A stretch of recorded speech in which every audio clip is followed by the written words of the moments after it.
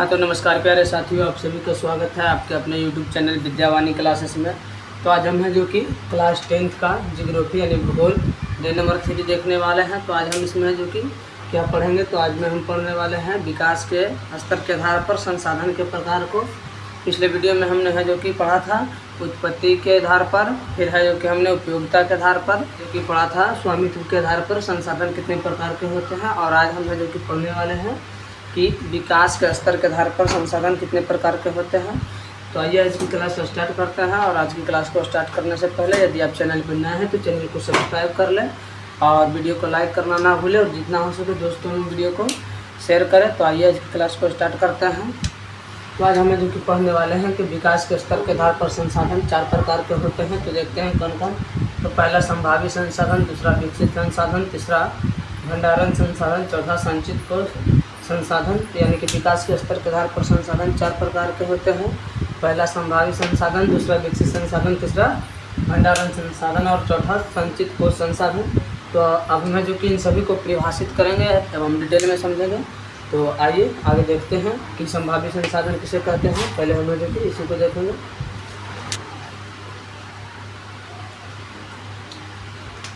तो यहाँ पर है जो कि हम संभावी संसाधन को देखेंगे। तो संभावी संसाधन किसे कहते हैं?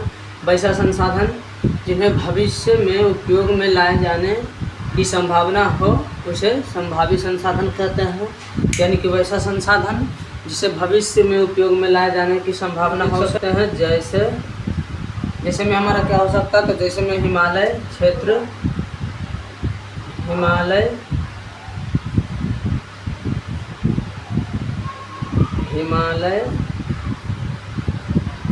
क्षेत्र का खनिज, यानी कि हिमालय के क्षेत्र में हिमालय क्षेत्र का खनिज, यानी कि वैसा संसाधन जिसे भविष्य में उपयोग में लाए जाने की संभावना हो उसे संभावी संसाधन कहते हैं। यानी कि हिमालय का क्षेत्र का जो खनिज है उसे भविष्य में उपयोग में लाए जाने की संभावना है। यानी कि इसलिए है जो कि यह हमारा हिमालय क्षेत्र का खनिज है जो कि संभावी संसाधन हुआ। और जो हम ऑप्शन लिख सकते हैं तो और हमारा क्या हो जाएगा? पवन और सौर ऊर्जा। पवन और सौर ऊर्जा भी लिख सकते हैं। ये सभी जो है जो कि क्या हो जाएगा? ये सभी हमारे संभावी संसाधन के अंतर्गत आएंगे। तो आप है जो कि समझ गए होंगे कि संभावी संसाधन किसे कहते हैं। अब हमें जो कि देखते हैं कि विकसित संसाधन किसे कहते हैं। तो अब हमें जो कि दूसरा देखेंगे कि विकसित संसाधन किसे कहते हैं।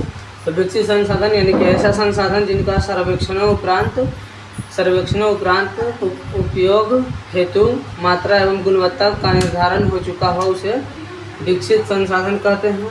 तो ऐसा संसाधन जिनका सर्वेक्षणों उपरांत उपयोग हेतु यानी कि मात्रा और गुणवत्ता दोनों निर्धारण किया जा चुका हो उसे ही विकसित संसाधन कहते हैं। तो अब मैं जो कि तीसरा नंबर यानी कि भंडारण संसाधन को देखने वाले हैं। तो इसको भंडारण संसाधन किसे कहते हैं? तो वैसा संसाधन जिसे उपयुक्त तकनीक के अभाव में वर्तमान में उपयोग में नहीं लाया जा सकता उसे भंडारण संसाधन कहते हैं। जैसे में हम क्या लिख सकते हैं? तो जैसे में हम लिख सकते हैं, जैसे में हमारा क्या हो जाएगा?